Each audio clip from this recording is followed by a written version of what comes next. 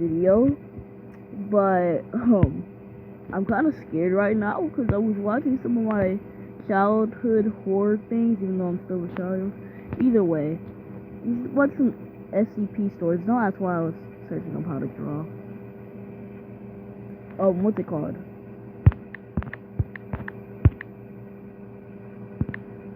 That's what. No, I didn't put SCP.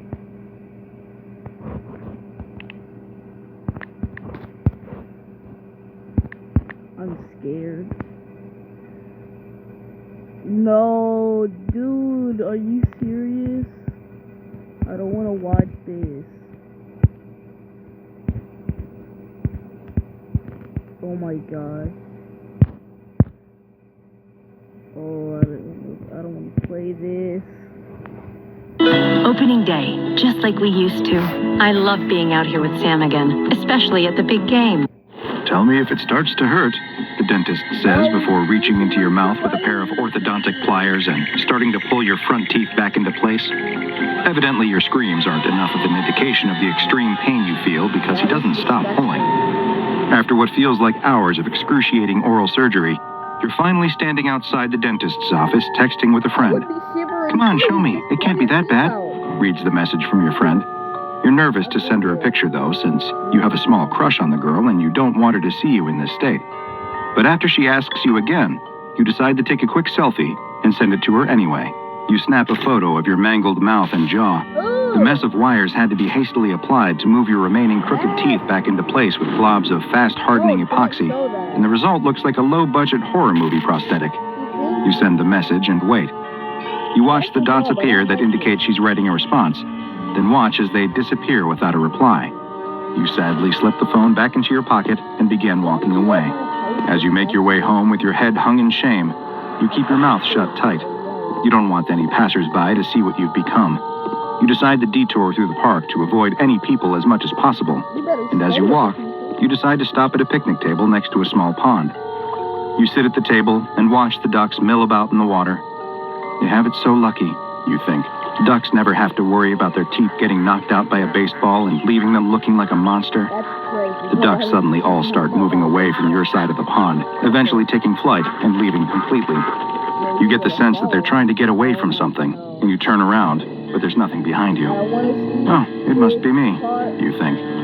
But then you get the sense... I don't want to see this part, so you know what I'm going to do? I'm going to look away. ...that there is something behind you, and turn again. Still, though, there's nothing. It's just you, the picnic table, and the empty pond. You turn back to watch the still water, but you can't shake the feeling that there's someone behind you, and turn again. Hello? Is anyone there?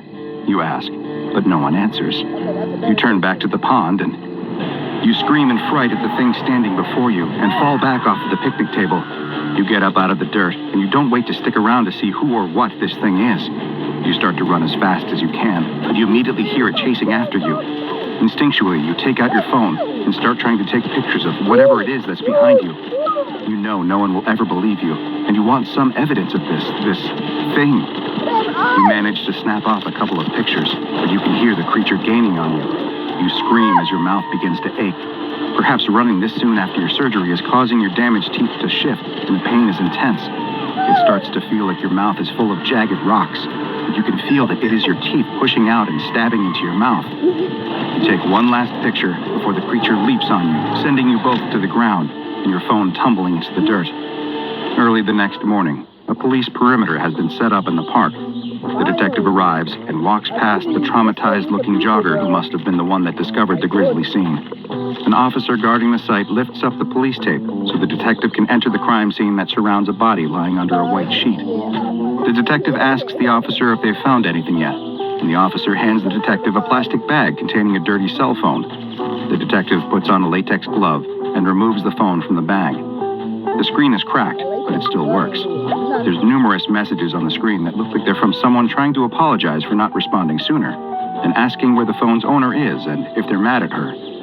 The detective opens the phone's camera app and starts looking at the last photos that were taken. It's a strange series of pictures. They seem to all be selfies that a young man was taking as he ran through the park. It almost appears as though there's a figure behind him, but it's hard to tell. There's a foggy white vignette on the pictures that gets worse the further he looks, slowly closing in until the last photo is nothing but a blurred milky white screen. The detective flips the phone over and looks at the lens, which you can see is completely covered in a hard white substance. The detective places the phone back in the evidence bag and kneels down next to the body. The police officer turns away. He's already seen the victim and doesn't need to again. The detective pulls down the sheet to reveal a truly shocking sight. The boy's mouth is a mess of teeth, far too many teeth. There are teeth growing out of every part of his gums at horrible angles, filling his mouth and jutting out at painfully odd angles. Who could have done this? What could have done this? The local police department may not have had any idea what the state of this victim meant, but the SCP Foundation did, because they had seen the same occurrence dozens of times before. In fact, they had seen it happen so many times that they had classified this anomalous entity as SCP-4910, but it had already earned a much more ominous nickname within the Foundation.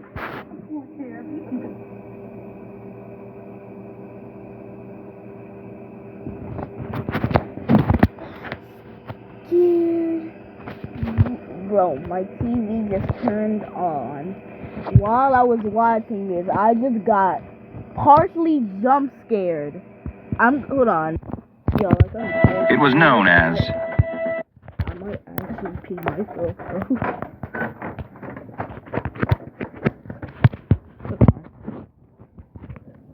bro. Never mind, I'm not going in the other room. I'm going right here, so I don't feel alone. Grinner.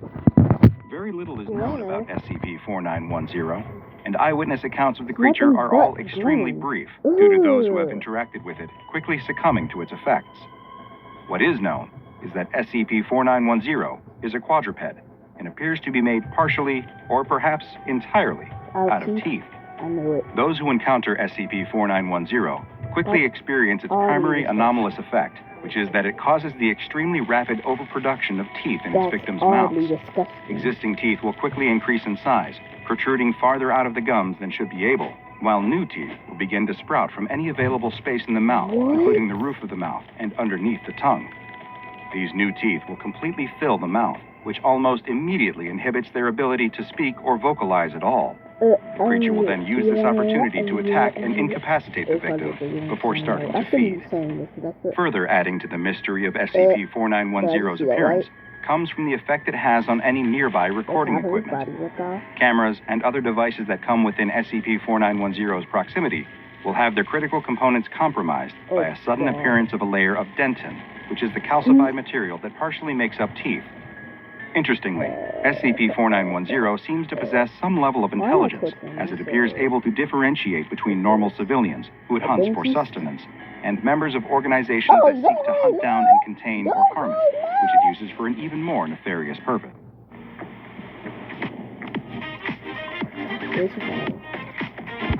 What was he doing? Nefarious purpose.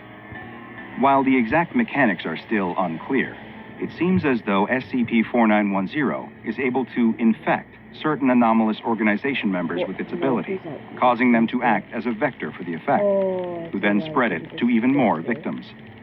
This effect is, of course, of great concern to the Foundation, and containment protocols for infected victims have been hastily put into place. Should a member of staff begin bearing a grin with too many teeth or multiple tooth-filled smiles, they are to be immediately immobilized by any means necessary, though preferably with a firearm that allows one to keep an appropriate distance and hopefully prevent any further spread of the effect. The infected individual is then to be doused in a hydrochloric chemical compound that will reduce the afflicted to a pulp-like substance. Once this pulp is no longer animate, it can be transferred to the closest incineration site for disposal. Should a member of personnel have an interaction with SCP-4910 and feel that they were exposed to its anomalous effects, they may be saved by taking immediate medical action. Oral surgery to remove the additional teeth has been found to be effective when the procedure is undergone in the first 1 to 2 hours following exposure, though the victim will suffer lifelong permanent physical issues from the procedure. Once 3 hours have passed, the effect will have spread to the rest of the body, with teeth appearing virtually anywhere.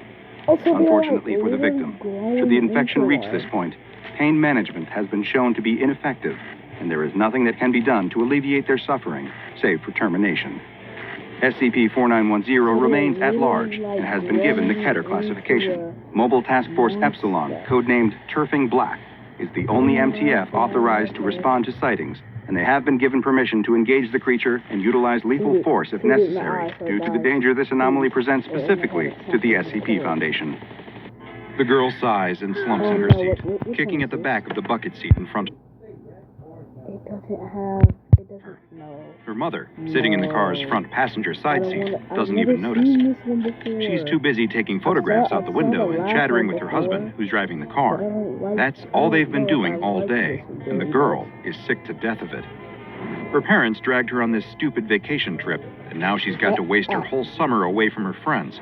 She stares out the window and watches the pastoral countryside slide past. The quaint little villages and rolling hillsides really excite her parents, but she could not care less. Mom and Dad planned this family vacation across Europe for months, but she would much rather have gone someplace interesting instead. There are only so many boring old castles and stupid cathedrals that you can look at before you just lose your mind. The girl sighs and crosses her arms across her chest in silent resignation. Guess we're just gonna look at more dumb buildings, she mutters. Honey, can you stop that? Your father worked really hard to put this trip together, and the least you could do is pretend to have a good time, says her mother, momentarily lowering her camera to berate her ungrateful daughter. Huh? It's the first time that her mother has acknowledged her all day. I think you're really gonna like today's itinerary, says her father, grinning as if he's got a delicious secret that he can't wait to share. We know it's been hard for you spending your whole summer away from home, so today we're gonna do something just for you. Says the girl. Sure, Dad. She rolls her eyes and pulls out a cell phone. At least she can still get internet access out here.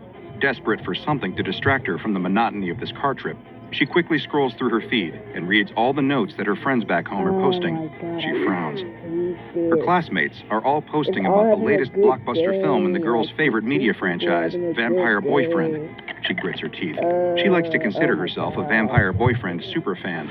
She's a well-known poster in the Vampire Boyfriend online community, famous for her fanfiction, as well as her own original character. She grits her teeth. She likes to consider herself a Vampire Boyfriend superfan. She's a well-known poster in the Vampire Boyfriend online community, famous for her fanfiction, as well as her own original character, Vampire Girlfriend. In fact, her writing is Vampire Boyfriend. She grits her teeth. She likes to consider herself a Vampire Boyfriend superfan. She's a well-known poster in the Vampire Boyfriend online community, famous for her fanfiction, as well as her own original character, Vampire Girlfriend. In fact, her writing is somewhat controversial. A lot of Vampire Boyfriend purists have accused her character Vampire Girlfriend of being a Mary Sue, and they object to her stories where a Vampire Boyfriend meets and falls madly in love with her, to the point that he forgets his canon lover from the film series, Vampire Wife. She's annoyed to see that her friends got to see the new Vampire Boyfriend movie on opening night, while she's stuck out here on this stupid family vacation. The movie won't premiere in Europe for another few months, and there's no way she's going to be able to avoid spoilers for that long. Everything about this situation seems tailor-made to irritate her, and the excited giggles of her parents in the front of the car, as they exchange knowing glances, are only annoying her more. Trust me, you're gonna love this, says her father again. He peers at an unfolded road map in his lap, mutters something under his breath, and turns the car off the main highway and onto a narrow gravel road. The girl grits her teeth as the car rattles over the uneven ground so hard that it nearly jostles her cell phone from her grasp. She tries to distract herself by typing some notes to herself, plot points for the latest Vampire Boyfriend fanfiction that she's working on. In her new story, Vampire Girlfriend is going to be kidnapped by werewolves, leading Vampire Boyfriend to have an existential crisis as he struggles to find meaning in a world without his beloved. She makes a note that Vampire Girlfriend should look, dress, and talk just like her. After all, she imagines, wouldn't she be the perfect match for Vampire Boyfriend? She pauses, a momentary dreamy expression on her face, as she imagines how much better a weekend together with Vampire Boyfriend would be compared to this boring car trip. This can't be right, mumbles her father, scanning the horizon. But the directions said. Suddenly he brightens up. Oh, there it is. Playland. The girl cranes her neck to see that the car is fast approaching what appears to be a little carnival at the end of the road. She rolls her eyes. Oh, great. Of course her parents would take her here. First, they bore her with endless visits to museums and historical sites, and now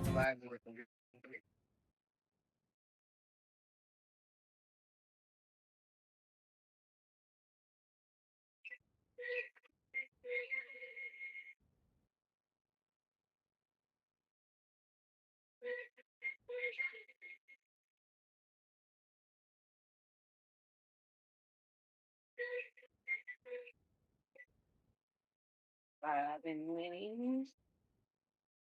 All right, now what I'm doing? 5 more. Or 10 of them. 10? Yeah. Because she won $5, right? Yeah. All right, so 10 more tickets.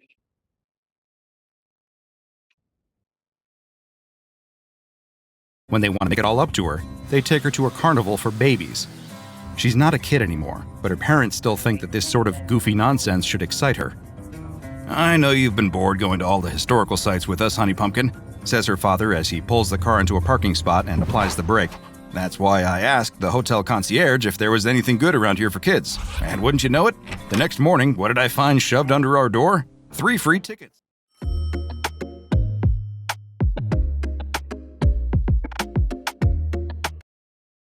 3 free tickets. He holds up the tickets as if they were a trophy he'd won. The girl's mother nods approvingly. "Now that's good service. I hope you left him a big tip." The girl groans. "You can't be serious, Dad. A carnival? What, do you expect me to ride on the teacups or something? I'm 15. I'm not a dumb baby anymore." "Language, young lady," admonishes her mother as she unbuckles her seatbelt. "Your father worked really hard to find this place just for you.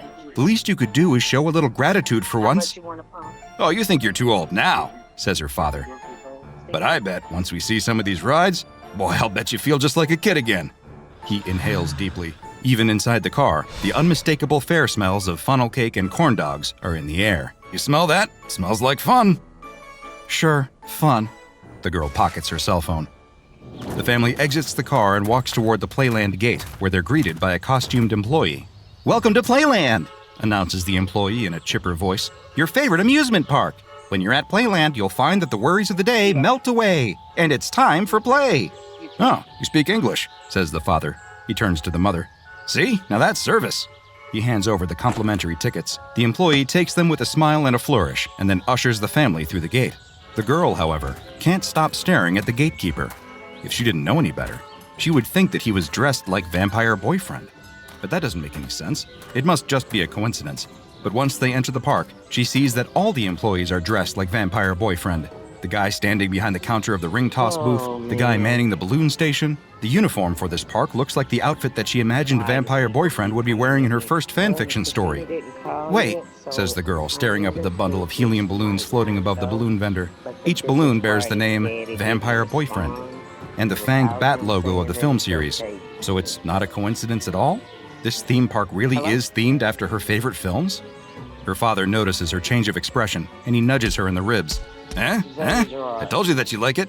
This is all about those movies you like so much, huh? Ghost Boyfriend or whatever? "It's Vampire Boyfriend, Dad," she says but she's too mesmerized by her feeling into the barb. Are you serious? "How much for a balloon?" asks her father, pulling open his wallet and quickly thumbing through a stack of local currency. "Oh, no charge," says the balloon vendor brightly. He plucks a string from the bundle and hands it over. "Everything's free for our valued special ticket holders." "Well, would you listen to that?" says her father. He replaces his wallet in his back pocket. "Now, this is the kind of carnival that I wish we had back." Awkwardly takes the proffered balloon. She feels silly holding it, but she's more confused about why it's free. The whole point of offering free entry into a carnival is to gouge people with overpriced rides and souvenirs, right? But everywhere she looks, she can't help but notice signs advertising free corn dogs and bumper cars, unlimited rides for $0. How can this carnival make enough money to keep operating if it's not charging for anything?